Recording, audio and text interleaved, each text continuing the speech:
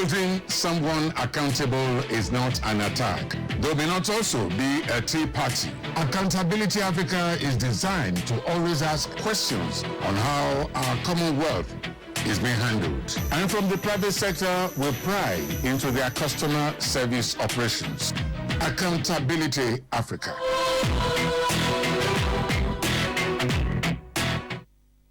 Hello there and welcome. It's another edition of Accountability Africa. This is a forum whereby we hold leaders accountable, leaders in various sectors of the economy. We hold them accountable. We want to know how they are faring, what they are doing, how is the business going, all for the betterment of our fatherland, Nigeria. On this week's edition of the program, I have joining me Reverend Mrs. Ibukun Abimbola Odushote. She is the Chairman Board of Trustees of Nigeria Internet Registration Association, NERA, among other positions. Reverend Mrs. Odushote's work experience centered on information technology in the educational and professional sector till late 2009, where she became the Director, Information Technology Department, Federal Ministry of Information and Communications, and was later promoted to the position of our Permanent Secretary. She retired as the Permanent Secretary, Federal Ministry of Environment, after serving the nation in various ministries, including the Ecological Funds Office, Federal Ministry of Power, Federal Ministry of Environment, Federal Ministry of Culture, Tourism and National Orientation, and Federal Ministry of Agriculture and Rural Development, Political Affairs Office SGF, Office of Head of Service, and Federal Ministry of Labor and Productivity. So join me now to welcome this erudite scholar and PS, Reverend Mrs. Odushote. You're welcome. Thank you so much. We are so delighted to have you here out of your busy schedule. Thank you. Thank you. We have always been thinking that after retiring as PS, dear Mrs. Odushote will be freer, but it's been difficult getting her on this program. But we really thank God that at the end of the day we have her here. Now we go this way. You have been Permanent Secretary for a very long time, and happily you retired. Now, how will you describe your pleasant moments during that service? Thank you very much, Odion Bello, for this opportunity that I have. Thank you. I will say the first thing is that I just like to be called Ibukun Odushote. I'm known as Ibukun Odushote all over the world, and I like to be referred to as that. Being a Permanent Secretary, I had the opportunity to be in various places, and I had the privilege of being exposed to so much about the governance in this nation, and then exposure to some international administration that you'll be able to know how there's interoperability in various sectors of the economy. I would say that the best experience that I had would have been in Ministry of Agriculture and Rural Development when we were working on transformation agenda in the agri sector. The outcome was coming really good, and we were feeling that yes, we're making serious impact in the nation. Before then, there were issues about handling of fertilizers. Farmers were not getting the implements that were supposed to be given to them. So we brought in the issue of computerization so that we could have a database of farmers. I remember that at a particular time, because we went to right to the grassroots. We went to various places. We were gathering data. We leveraged on my IT background So with a number of colleagues and friends that felt that, well, we're moving in the right direction. We're gathering the data, getting the farmers, and farmers were able to get their fertilizers, whether it was just 1 bag or 2 bags or whatever, but it was getting into the hands of the farmers themselves. And that was when we could also have the use of technology. We could have phones. I know at the time there was a problem that would have come because of our excitement about the fact that all our farmers were going to be having phones, and then it was misconstrued for that the government was going to donate phones to farmers and all kinds of things. But that was resolved, and we got people to understand that we're saying the farmers are going to use their phones. And I can say that today, it's not only farmers that are using phones. You have organizers using phones. You have everybody using their phones, and we were quite upfront about it at that time, because phones were not so much in circulation. Costs were still very high and everything. So, but because of that, we were able to connect with farmers. Now, we have been talking about your working as permanent secretary, peak of your career in the civil service then. But then you are into many parts. I know you to be a married counselor, and I want to veer off and quickly discuss that with you, because we have these increased cases of divorce. What are the factors responsible and the way out? Thank you again. And I'm glad that I'm talking about marriage. One thing again that is very unfortunate that we have in the system is that we are not truthful. Honesty is the very first part of what makes a marriage to be able to work. The issue of accountability. And thank God we're talking about accountability. Accountability. Truth. So whether people are Christians or Muslims or this or that, some fundamental way of life, of living, of truth, of openness, of honesty. And typical Nigerians find it difficult to even believe when people are telling the truth. They just would assume that all of the time people are going to lie. So the home starts with that kind of basis. And then as a Christian counselor, we also base our decisions and our directions, our counseling on the Bible. The understanding that we have of the Bible is that the God that we serve hates putting away. So whatever you need to do, we start from the foundation. That's why, whether it's in the church, it's at home, it's at work, our emphasis is at the beginning of any marriage. We want to be sure if my eyes are red today is because throughout this night we were discussing a couple that is going to come up very soon, in some few days' time. We were having a meeting, an online meeting, with the lady here in Abuja, with the person to marry far, far away from Abuja, and we wanted to be sure that they understand what we're saying about the foundation, that the foundation has to be solid, the foundation has to be Christ. Many people do not have that understanding. So when issues come, when troubles come, immediately it comes, they are looking for options, that there are alternatives. They want to get out of the marriage because they want to marry somebody else. We waited for 21 years before a child came. And in those years, we were not, the issue of looking out somewhere else was not part of it at all. That didn't come in at all, because that's not the basis of the marriage. The basis of the marriage is relationship, companionship. and serving God together.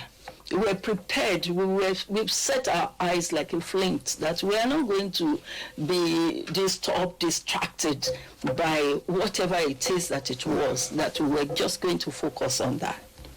So we tell our counselees that expect that storms will come in marriage and be ready for those storms. Most of the time, people are not ready for it. They just feel that. I remember that I have a friend of mine, a very good sister friend of mine, that says, oh, if people are in love, they should not have any problems at all. It didn't take a long time. She actually had problems. I'm not rejoicing at that because I didn't like it. But the truth is that the problems will come. The issues in Nigeria, for example, is that the environment is harsh. Young people want to get married. They don't have what it takes to get married. And they look at their colleagues who just had a wedding yesterday. There was a wedding yesterday. There was a wedding last month. And you see the kind of money that's being spent, money that is being squandered. And you wonder, why do we have to spend so much? But they say, yes, I can afford it, so why can't I do it? So some other young people feel that that's the standard, and they want to match it. We spend time to tell our people, we've had weddings in a sitting room. We've had weddings in pastor's office. We've had weddings in children's church. And we've had weddings in the main auditorium. We've had weddings in gardens. We've had weddings in various places. That the most important thing are the principal officers that are going to conduct that service, and then who needs to be there.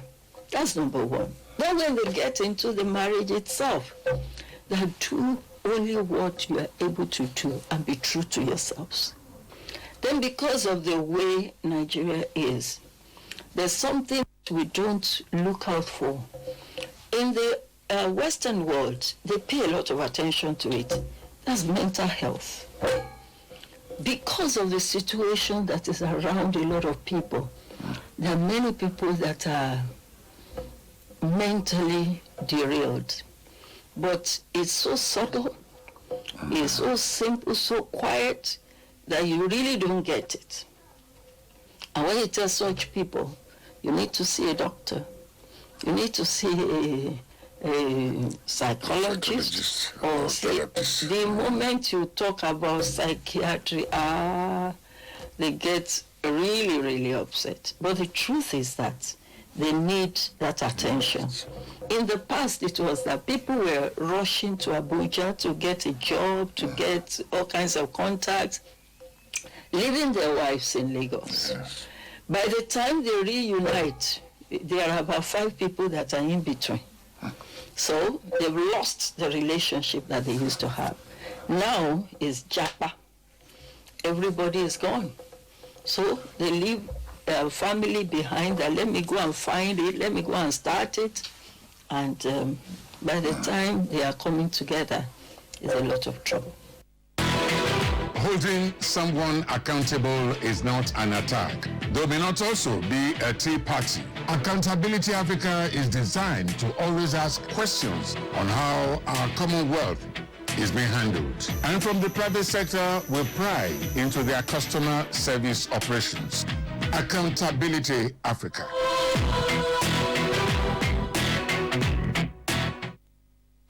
The program is Accountability Africa, and my guest is Mrs. Ibukun Odushote. What we have done is to have actually touched our constituency, the real job, permanent secretary, and outside the civil service, we have also touched another area where she's busy serving humanity. Now, I want us to go to an area now, because if you ask her that, what do you desire of youths of this world? I'm sure she will tell you that she wants all youths of this world to go digital. Well, that's why for the remaining part of this program, we will be along that area. Though time is no longer a friend, but then the little time we'll be able to put in our best. Now, Madam, what is Digitests? And how did it start? Okay, maybe I should get to the beginning of it.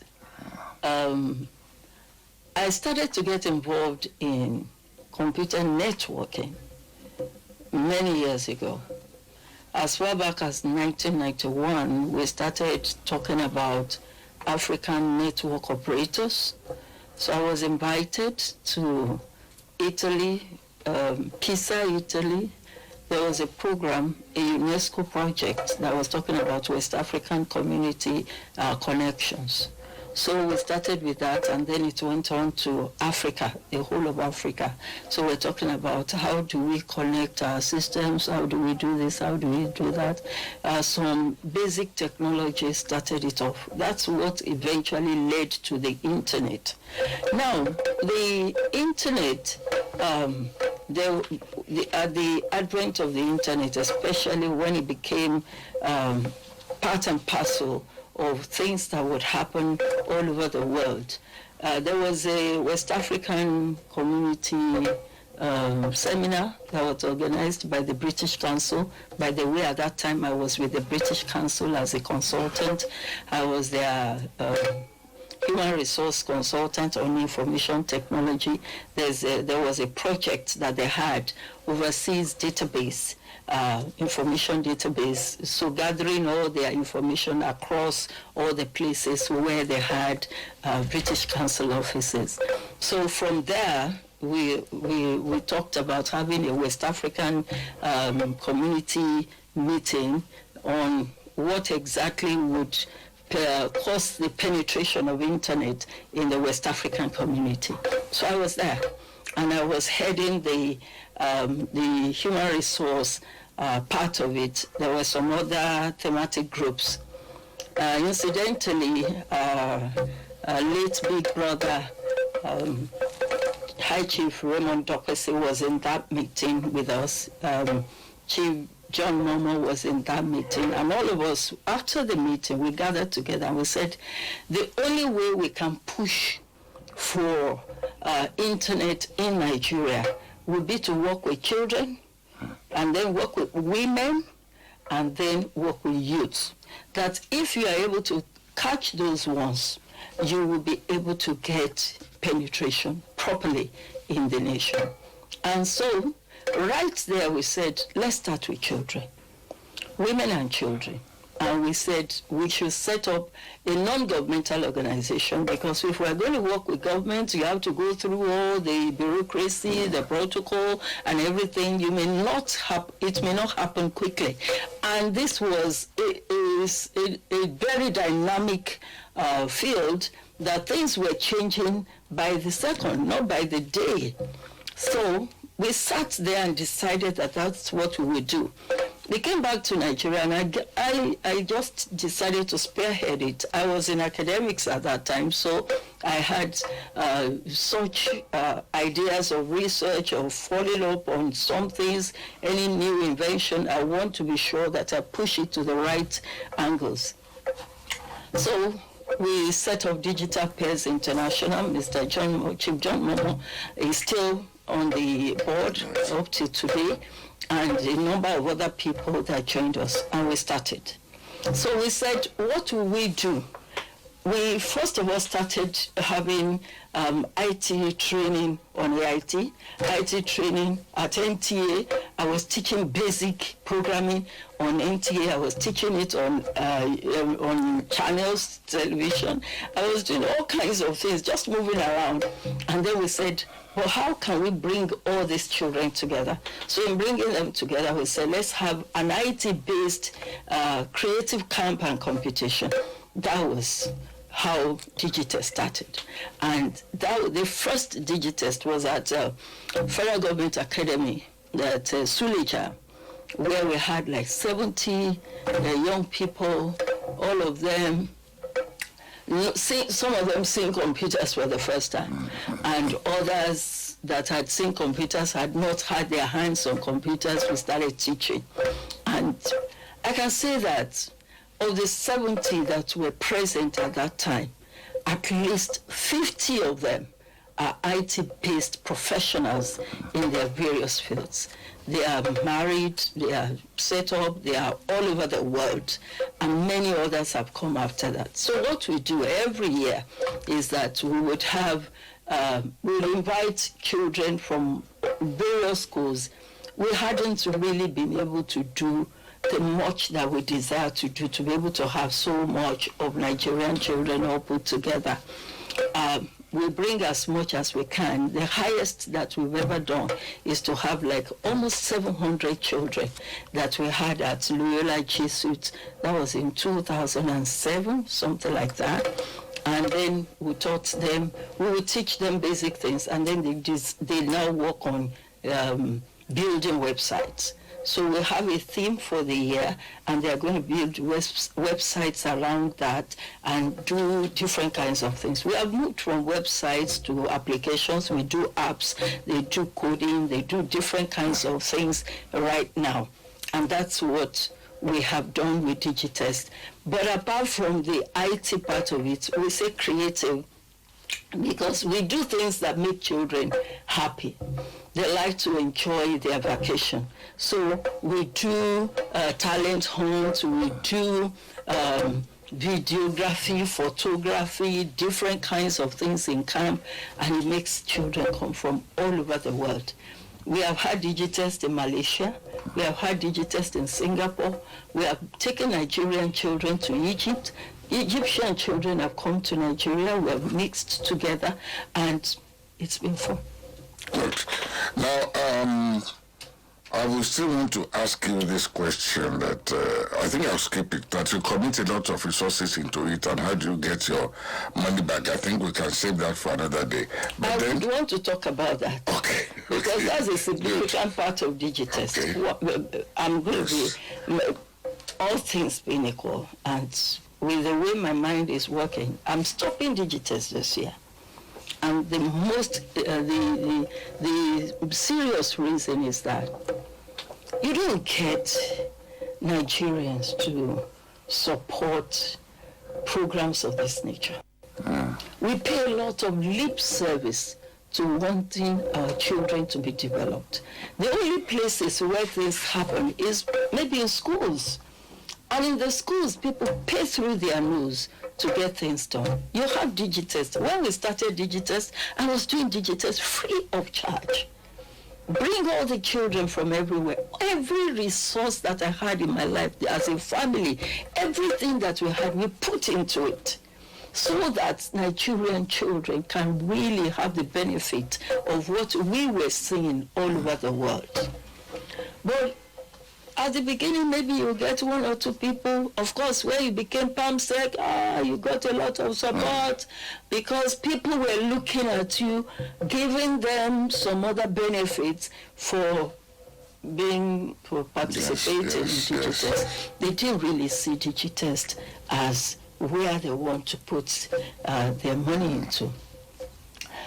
I'm not looking at where will my money come from. What I'm looking at is what would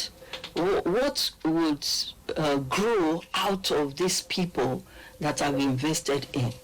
And I've seen a lot of it happen.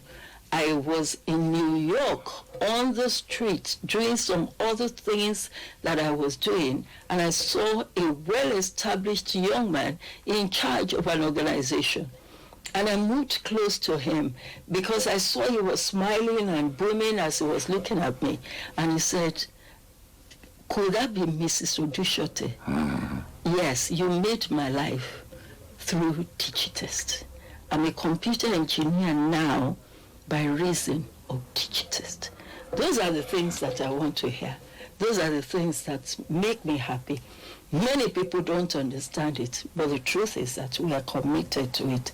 But I don't have the kind of resources that I used to have, and I got to retire. So maybe some other people will pick up Digitest or do some other things. We look forward to hearing from other people. It's like we have some organizations we are collaborating with, including UNDP. Yeah. What kind of relationship is that? Okay, this is particularly my new passion. My passion is for the environment. Okay. My passion is for plastics in particular. When there is something, there's a product, there's an item that you practically cannot do without, and yet you know it is hazardous. So what do? So plastics, you want to reduce the use of plastics, you want to recycle plastics, you want to reuse so that you can use it over and over again, so it's not a one-time use like we do with our bottled water. You buy bottled water, you drink the bottled water, you throw it away. So we don't want it to be in that kind of a fashion. And so it was that project that I took to Small Grants Program of GEF and UNDP that gave us a grant, a little grant that can enable us to extract some project ideas from young people who are IT-based people. So we are concentrating efforts on youth and children right now because Digitest is also looking at digital solutions to plastic waste management.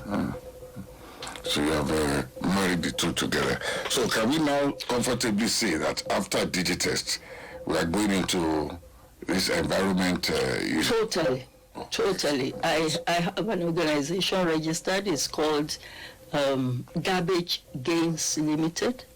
And Garbage Gains Limited is going to focus on garbage. How do we turn garbage to wealth? So it will be a waste to wealth organization, and we expect that a lot of youths are going to benefit from it. We already have the foundation lead in this project that we are running now. Great.